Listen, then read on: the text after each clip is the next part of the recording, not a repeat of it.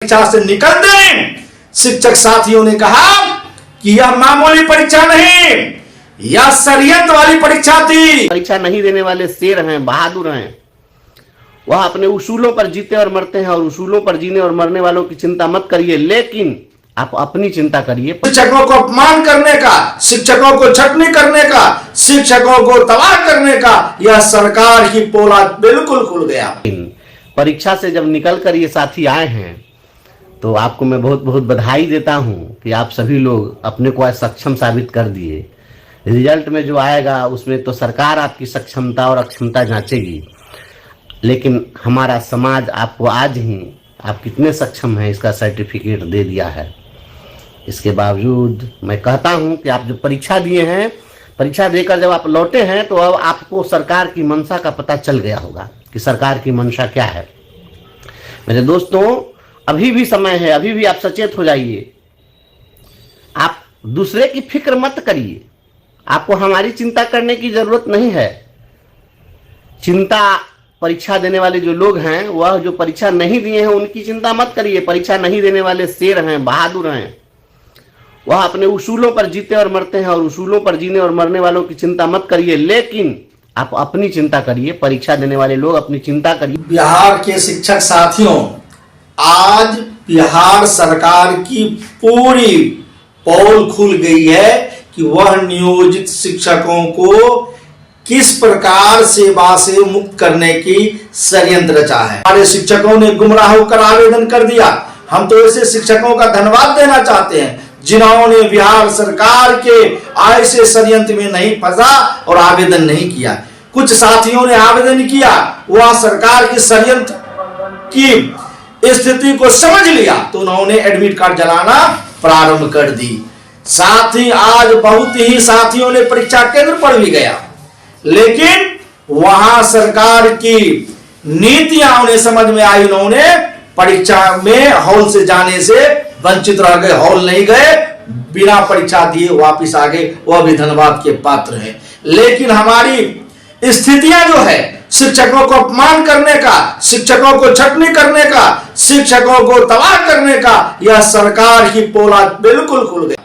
क्या आपने देखा परीक्षा घुसने के समय में किस तरह शिक्षकों को नंगे पैर भेजा गया, कैसे महिला शिक्षिकाओं के गले के मंगलसूत्र तक को उतारा गया, उन्हें उनकी जो बरचोटी बनी हुई बाल था उसको खोला गया, यहां तक कि हमारे शिक्षकों के वस्त्र को उतारा गया। यह हमारा अपमान है। और वो तमाम चीज तब सरकार की पूरी का पूरी पोल खोल दिया जब शिक्षक परीक्षा में गए और परीक्षा से बाहर आए। और मैं आपसे कहना चाहता हूं, तू अपनी फिक्र कर नादां, मुसीबत आने वाली है। तू अपनी फिक्र कर नादां, मुसीबत आने वाली है। तेरी बर्बादियों के महावरे हैं आसमाने में। तू अपनी फिक्र कर नादां, मुसीबत आने वाली है। तेरी बर्बादियों के महावरे हैं आसमानों में। जरा देख उसको, जो कुछ हो रहा है, होने वाला है। धरा क्या है भला अहदे कुहन की दास्तानों में।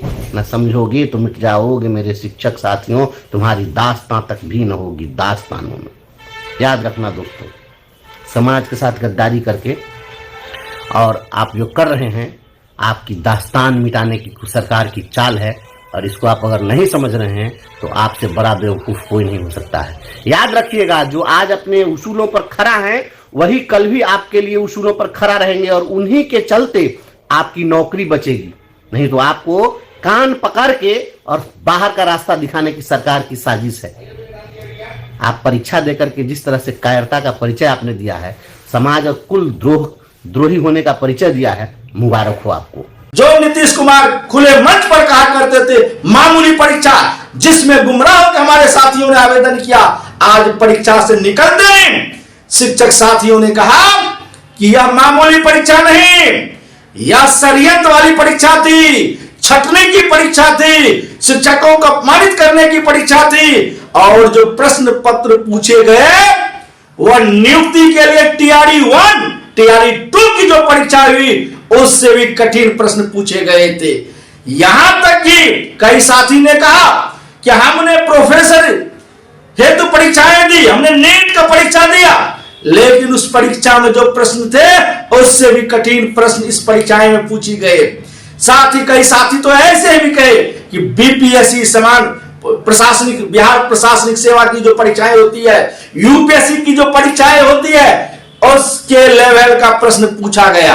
ये बिल्कुल बिहार के नियोजित शिक्षकों के साथ छला हुआ है, नियोजित शिक्षकों के साथ धोखा है। उन्हें छटनी करने का बिहार सरकार की बड़ी षड्यंत्र है, इसलिए सरकार की पोल खुल चुकी है। यह बताना चाहता हूं, आप लड़ाई जीतेंगे। मैं बोल रहा हूं, मेरे इस बात को आप लोग नोट कर लीजिए। आप लड़ाई जीतने जा रहे हैं, आप लड़ाई जीतेंगे। हाँ, ये तय है कि इन राजनैतिक गणिकाओं के माध्यम से आपको जीत नहीं मिलने वाली है। क्योंकि बिहार में आप कहां जाएंगे, यहां स्थिति है कि जितने भी हैं, ये अदम गोंडवी ने कहा था कि जितने हरामखोर थे कुर्बो जवार में, विधायक बनकर बैठे हैं अगली कतार में। दीवार फांदने का जिनका रिकॉर्ड था, मंत्री बन गए अब की सरकार में। काजू भूनी प्लेट में और विस्की गिलास में उतरा है राम राज्य विधायक निवास में। विधायक निवास में राम राज्य लाने वाले लोग आपकी लड़ाई नहीं लड़ेंगे। आप जब भी लड़े हैं, आप अपनी बदौलत लड़े हैं और आपको अपनी लड़ाई की बदौलत ही सफलता मिलने वाली है। कैसे मिलेगी सफलता, मैं आपको बतलाता हूं। आपको सफलता मिलेगी, न्यायिक रास्ते से सफलता मिलेगी। ठीक है, हाईकोर्ट ने आपके केस को अभी सरकार से काउंटर मांग दिया है, उसमें सफलता नहीं मिली है, लेकिन हाईकोर्ट ही अंतिम अदालत नहीं है, वही शीर्ष अदालत नहीं है। इसलिए हाईकोर्ट ने यदि जल्दबाजी में कोई निर्णय नहीं दिया तो घबराने की जरूरत नहीं है, हम बैठे हुए नहीं हैं।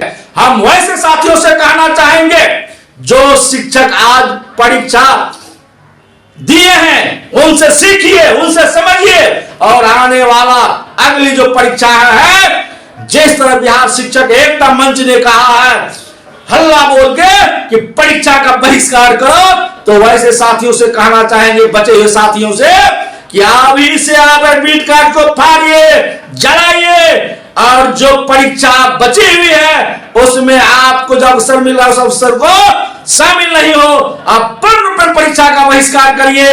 और बिहार शिक्षा एकता मंच आपको आश्वस्त करता है कि आपकी लड़ाई बिहार शिक्षक एकता मंच मजबूती से लड़ रही है। सिर्फ आपको हौसला बुलंद करने की आवश्यकता है। आप परीक्षा का बहिष्कार करिए, सरकार को बैक फुट पर जाना पड़ेगा। बिना शर्त, बिना परीक्षा लिए आपको राजकर्मी का दर्जा देना होगा। पूर्व में जो हमारी नियमावली थी, पंचायत प्रखंड शिक्षक की नियमावली थी, वह जो नियमावली थी संविधान की धारा 243 के तहत प्रदत्त शक्तियों का प्रयोग करते हुए सरकार के द्वारा बनाई गई नियमावली थी। तो भारतीय संविधान की धारा 243 पंचायती राज को शक्ति प्रदान करती है और इस धारा के तहत जो शक्ति प्रदान की गई है वह पंचायत ऑटोनोमस बॉडी है, पंचायत की स्वायत्तता है और पंचायत अपने कर्मचारियों को बहाल करे, योजनाओं का निर्धारण करे, ये तमाम शक्तियां उस धारा के तहत प्राप्त है।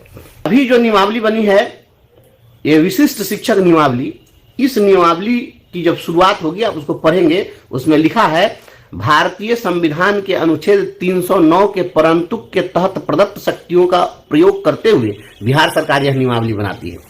जरा गौर से इस बात को सुनिएगा।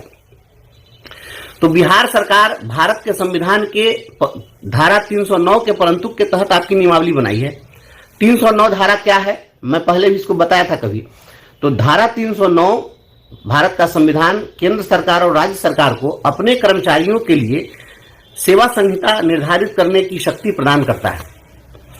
लेकिन इस नियमावली में इन्होंने क्या किया कि इस नियमावली में इन्होंने लिखा कि स्थानीय निकायों को अब इसके बाद बहाली करने का अधिकार नहीं होगा। स्थानीय निकाय अब बहाली नहीं कर पाएंगे।